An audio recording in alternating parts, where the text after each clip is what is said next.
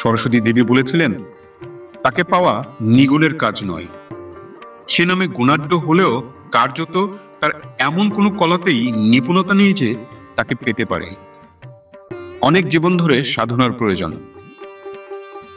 সরস্বতী দেবী অন্তর্হিত হওয়ার পর মুখ গুণাঢ্যের মোহ আরো বেড়ে যায়, আর সেই সঙ্গে সঙ্গে দেবীর উপর তার অত্যন্ত রাগ হয়। সে তন্ত্রোক্ত মন্ত্র বলে দেবীকে বন্দিনী করবার জন্য উপযুক্ত তান্ত্রিক গুরু খুঁজতে থাকেন। আমি জানি সে এক সন্ন্যাসীর কাছে তন্ত্রশাস্ত্রের উপদেশ নিত। সন্ন্যাসী কিছুদিন পরে তার তন্ত্র সাধনার হীন উদ্দেশ্য বুঝতে পেরে তাকে দূর করে দেন। এসব কথা এদেশের সকল প্রাচীন লোকেই জানেন। আমি অনেকদিন পর গুণাঢ্যের আর কোনো সংবাদ জানতাম না। ভেবেছিলাম সে এদেশ থেকে চলে গিয়েছে, কিন্তু এখন তোমার কথা শুনে আমার মনে হচ্ছে কাল রাত্রে সে কৃতকার্য হয়েছে বোধ হয়।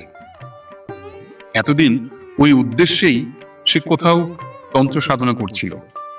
যাক, তুমি এক্ষুনি গিয়ে সন্ধান করো মন্দিরে সে আছে কিনা। থাকে যদি আমায় সংবাদ দিও।